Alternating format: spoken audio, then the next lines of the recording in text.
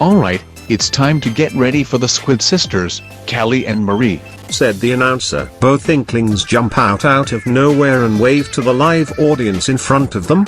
The crowd goes wild with their cheers as many viewers around the globe are watching the annual event for the next Splatfest.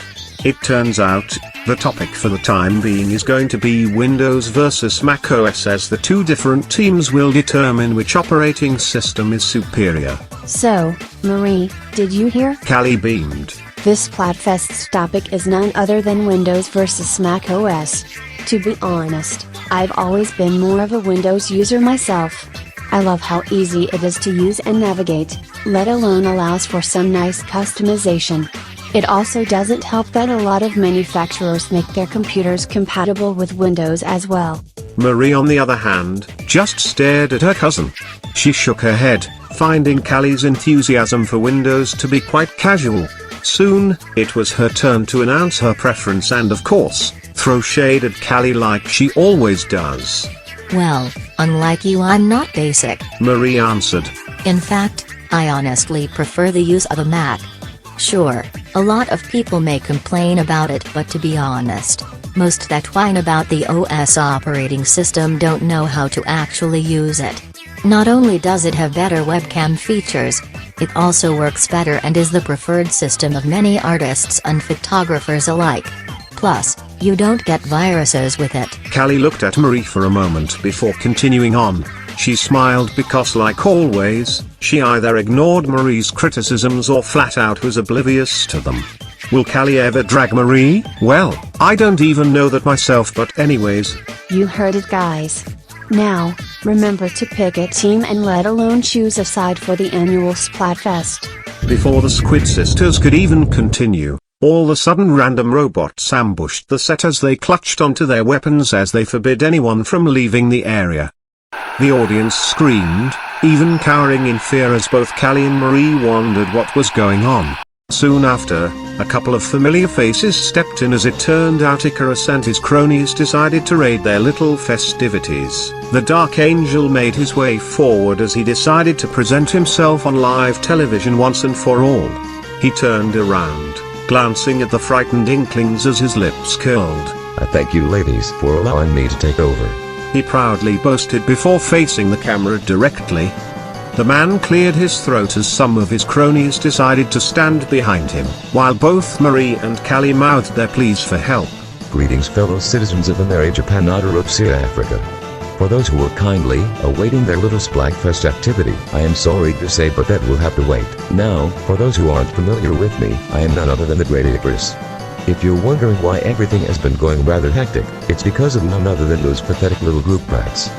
Thankfully, I've managed to find a solution to fix all of this to save you all from such a terrible fate. However, only ask of you, citizens of the world, have one small task, he explained. The screen transitioned as it revealed none other than all of the groups that existed to include the former Hot Topic Krew.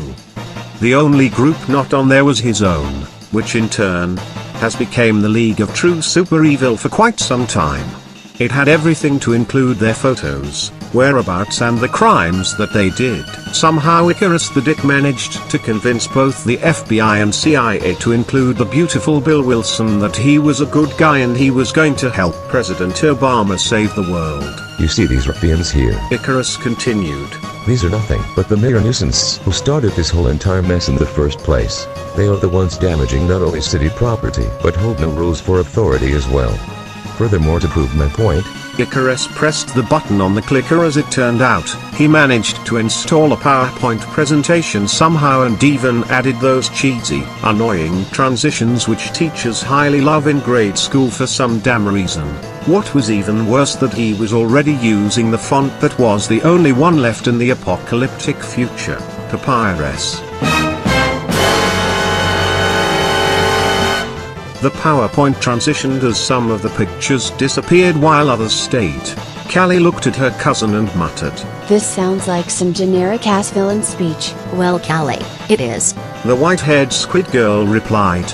And to add, it's quite fucking terrible. it seems that some of these hooligans already hold charges for previous crimes they have committed. Now, knowing myself, I personally wouldn't want these criminals roaming around freely and getting away with it scot-free. In fact, what's even worse is, the majority of them are fucking white. Now you're contradicting yourself. Marie simply stated. Icarus glared at Marie as she gave him that look before continuing on. They always get away with anything with a simple slap on the wrist, while hard-working citizens such as the audience I speak to had to work hard for everything. These brats were handed everything they desired on a silver platter, full of privileges they refused to recognize. So, my fellow Ameri Japanotteropsia Africans, I ask you to do one simple task. If you see any of these criminals roaming the streets, report them immediately. Once they are all locked up, I guarantee you, I will help return everything the way it was. Icarus finally was done as he thanked the Squid Sisters before giving Marie the finger. On his way out, he came across Morshu and his pals as it appeared they wanted to announce something on live television as well. The man wished them luck and secretly read about the shopkeep's history as he was tempted to aid them as well, but a royal figure who downed a yellow robe already had him covered. The only thing the Dark Angel could hope for was, if he timed it right, was Dark Pit and the others returning with the relics sooner than later.